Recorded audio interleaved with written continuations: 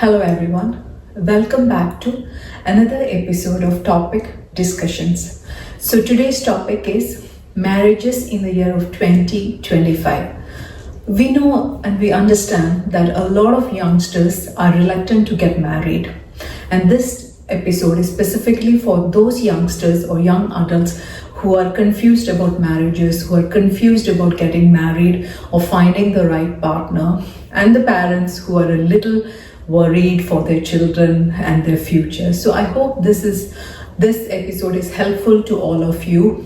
I don't know this would be a one and for all solution to everybody, but I think this would give a idea to all the confused lots out there. And this video is primarily based on the Indian culture and Indian scenarios, because I haven't done much research on any other cultures, and basically me being an Indian, I can vouch from an Indian's viewpoint.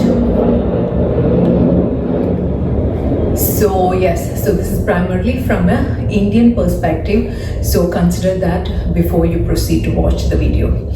So yes, when I interact with a lot of youngsters, I understand that they are skeptical about getting married.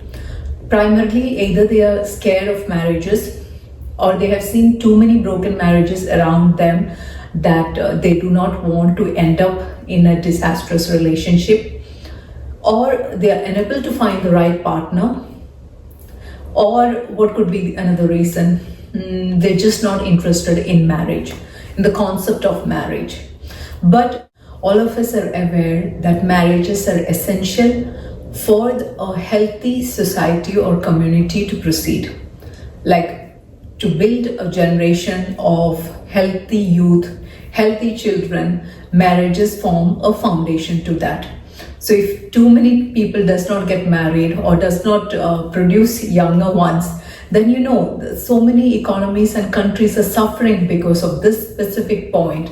So we do not want our younger generation to end up, or our country to end up in such a manner where there are no marriages happening, or children or youngsters are not eager to get married. But we want our youngsters to get married, have some love life, have some romance, have all the have all the joy and responsibilities of marriage, and of course the intricacies and the problems. It all comes as a full package, so why not have it?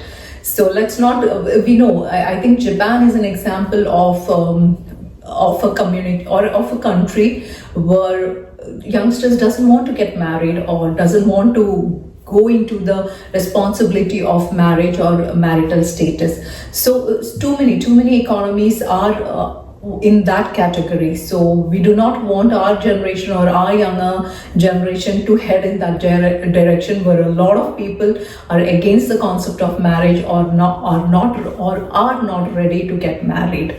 So yes, and I primarily did not want to do this topic. This is not a topic that I enjoy doing, but I wanted to do a topic on motherhood and working women. But for me to reach the topic, I need to cover these marriage and the concept of marriage, problems of marriage. Excuse me. So I need to cover all these topics before I reach the topic of motherhood and working women. So to reach there, I'm covering this topic. Otherwise, I wouldn't be doing this topic. Why I wouldn't be doing this topic is because marriage is not a topic that can be generalized. It varies from person to person, couple to couple, situation to situation, circumstances to circumstances. So you can never generalize the topic of marriage, but we can say certain points or certain conditions with the assistance of legal people and the medical practitioners. We can put in some generalized points, but we can never generalize the topic of marriage. But a motherhood can be generalized, because as far as I know, 99% of the mothers have the same concept of thinking. Maybe 1% may differ, but marriage relationships are not like that. We can never generalize. So yes, coming back to the point of marriages in the year 2025. So I'm going to share 5 different points which I believe would be useful for the youngsters, and I will be touching the concept of arranged marriages. I have not done enough research on the concept of love marriages, and I'm not practically experienced in the concept of love marriages. Sorry. So I will be covering the topic of arranged marriages instead of the concept of love marriage, primarily because I'm a traditionalist, and apart from that I have done arranged marriage and I have done research on arranged marriages. I haven't had an experience of a love marriage. I haven't done enough research on love marriage. Maybe if I do a research, I will be able to come up with relevant ideas and suggestions.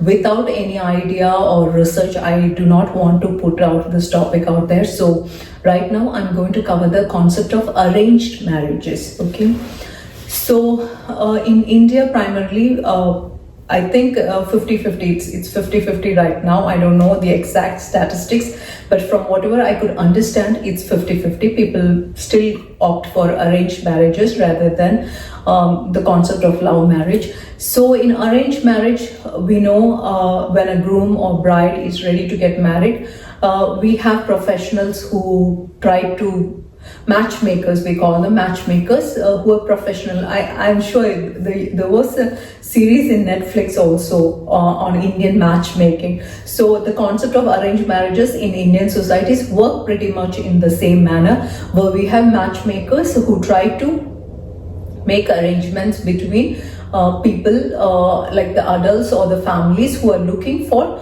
the kind of criteria that has been specified to the matchmaker. So that's how the arranged marriage systems in India works. So primarily the matchmaker becomes the bridge between the two families or the two adults who are planning to get married. So in the arranged marriage system concept, the matchmaker primarily provides the details of the family or the bride or the groom, a brief about the person, whatever the biodata or the curriculum we take, that CV we call it. They provide a biodata of the person who is going to marry and a brief about the family and the social scenario of the person, community. That kind of details are shared by the matchmaker to the interested families. So that's how the concept of arranged marriage systems work in India. So now to cover what we believe, okay, again, to create this video, I have used research materials from proper legal advisors, like who provide legal advice for married couples, who are lawyers, I must say, who are lawyers, and also some medical practitioners. I've referred the works of legal professionals and medical practitioners to include the proper points in this particular video segment.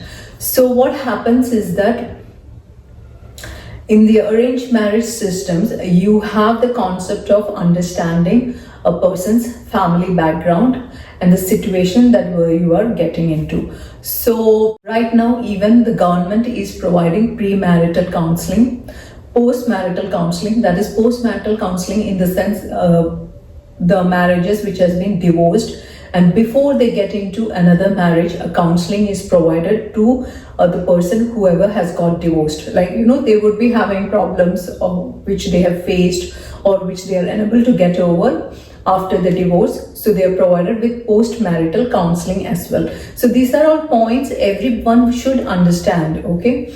Like there is counseling available for all the youngsters out there who have confusions with regard to marriages. Now, we are going to address some of the fears, like, you know, like how can we reduce the chances of your marriage being a failure, right? Nobody wants to get into a project. Okay, let's consider marriage as an institution or a project, whichever you can relate to. And we do not want to get into an institution or a project which is going to be a failure, right? Whenever we are going to be a part of any project or an institution, we want that institution and the project to be the most successful project. So that's why many get scared or are worried that maybe what if it ends up as a failure. So one thing is that we cannot live life with 100% guarantee. Nothing is guaranteed or 100% concrete in anybody's life. Like when you are working on a project or when you're doing a job, the chances of errors are high. No project is error proof. No job is mistake proof, right? Everything is bound to errors. Everything is bound to mistakes. So what we are trying to do here is, first of all, you cannot be scared and do not take the project.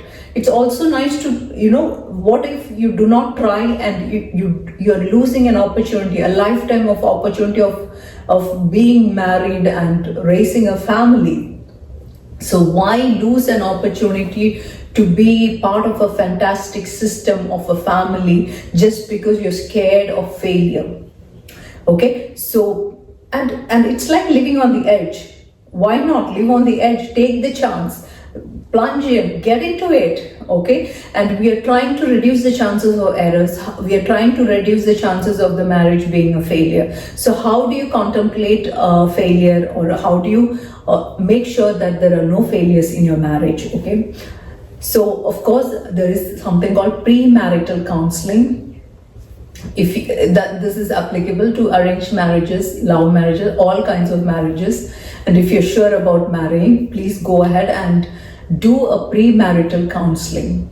This would give you an understanding of what a marriage should be, how you have to handle your problems in your marriage.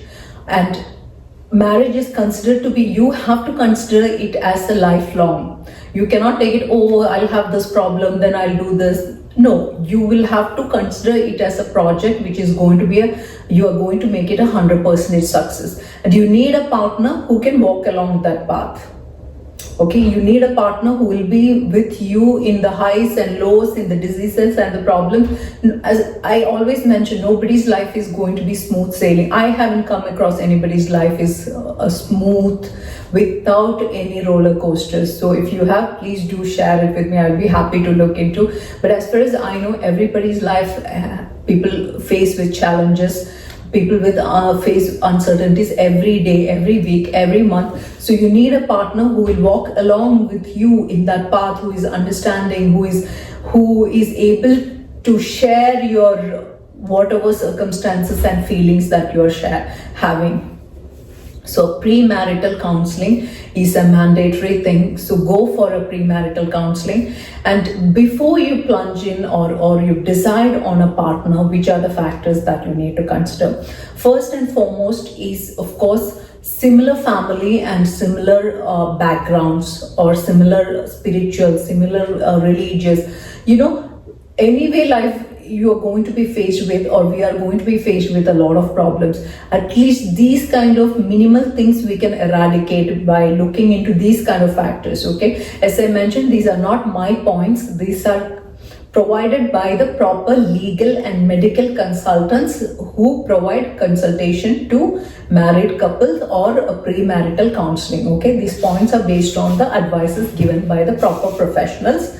And I am putting it here in terms of a HR professionals concept. Okay.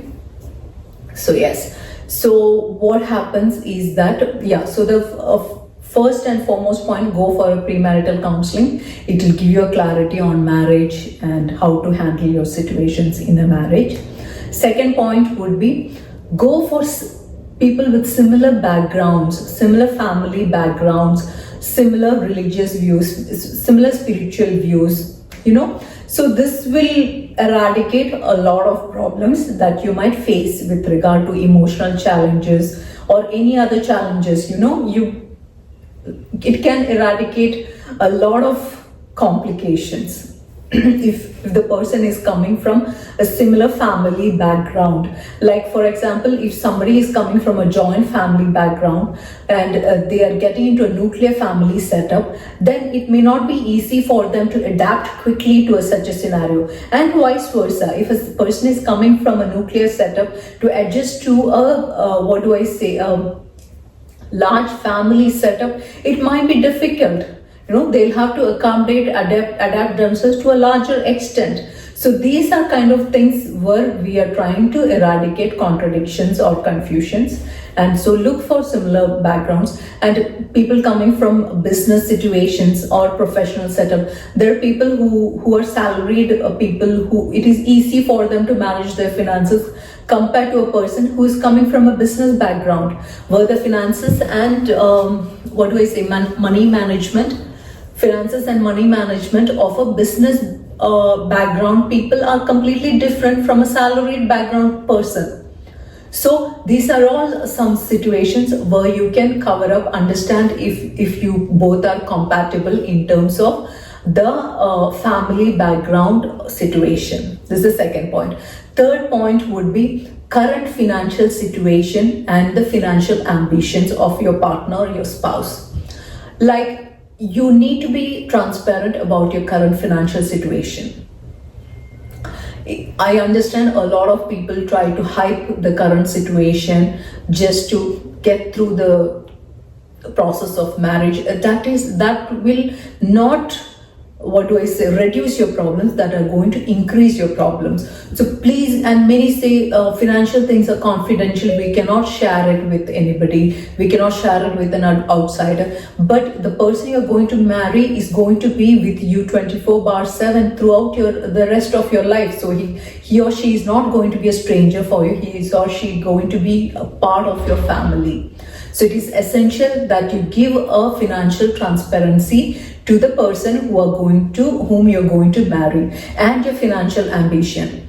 There are people who, as per the legal consultants, who sought for divorce because their partner, one person has become so successful and wants to have a hi-fi lifestyle, whereas the partner doesn't want to be so hi-fi or so wearing branded clothes or a hi-fi car or high-tech technology, high valued telephone or phone or gadgets. They don't want to use that. They don't want to upgrade themselves in that manner. They're happy with whatever they have. So even those kind of couple have sought for divorce, So you have to discuss about your current financial situation and your financial ambition. If you're a financially highly ambitious person and you prefer high-end branded stuff in the future, even if you're not in the current situation, you share it with your partner. This is my financial ambition and this is where I want to head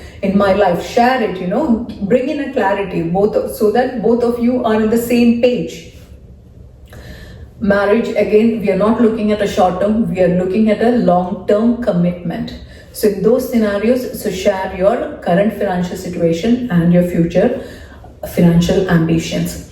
Fourth point would be values.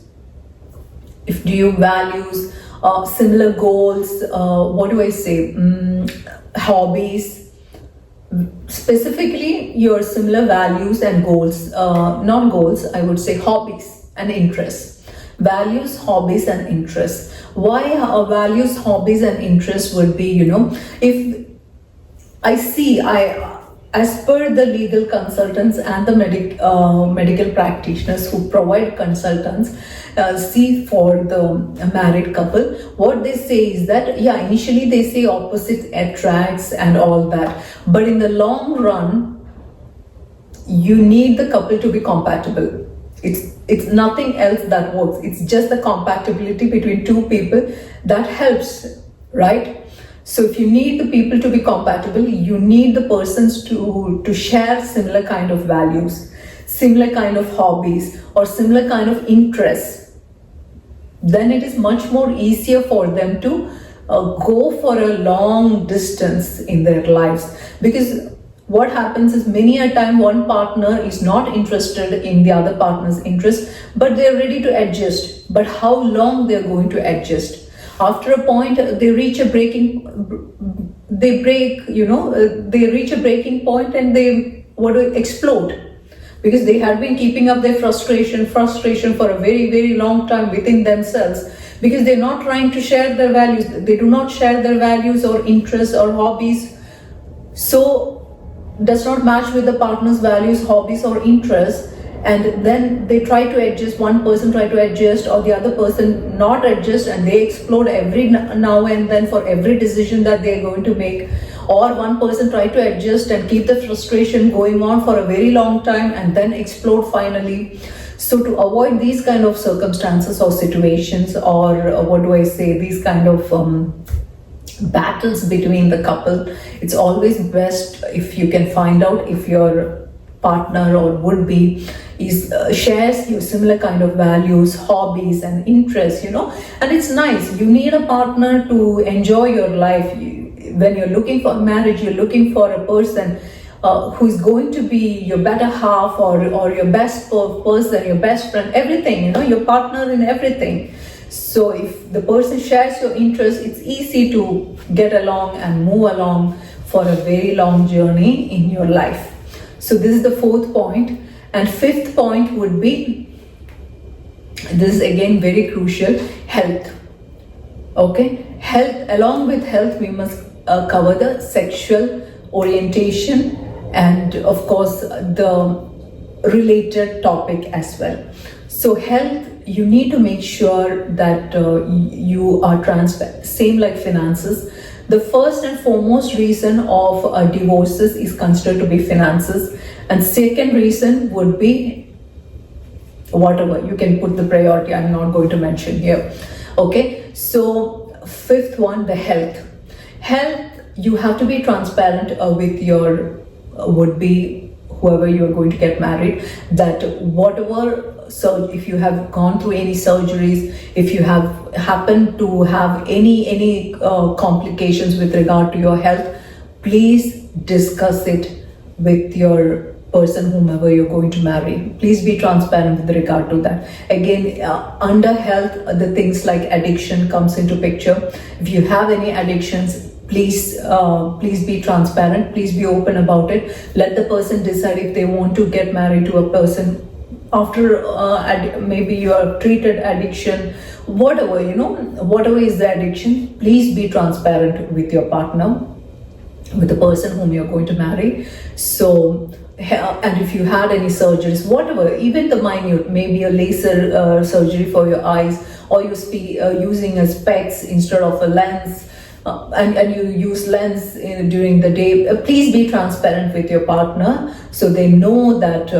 what they know the person as a whole, the health problems or the health situation. If you take any medication, please inform them that I take this medication, or I have done this kind of surgeries, or I've had this addiction issue and I've taken treatment, and all these things. If you're transparent, it is much more easier for you and for them.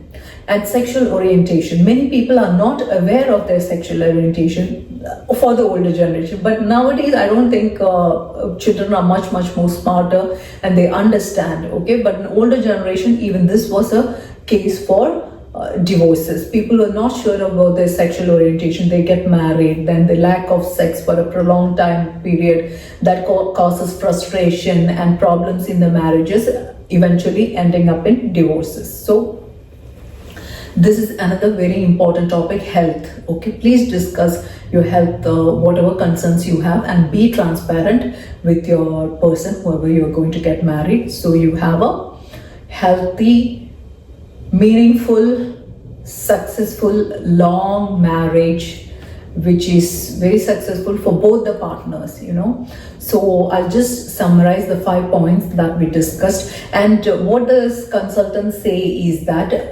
each person who is going to marry or who is looking for to get married, create a checklist.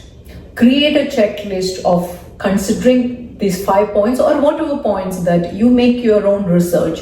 Like, there are so many topics and discussions on marriage and divorce and necessity of marriage and all that. So you make your own research, make a checklist. What are the necessity things that you need in a marriage or you expect from a partner? And then go for it. See, you might find it as, oh, funny, who will do like that? Yes, love is primary in a marriage. But a marriage success, or this, the success of love in a marriage is time bound.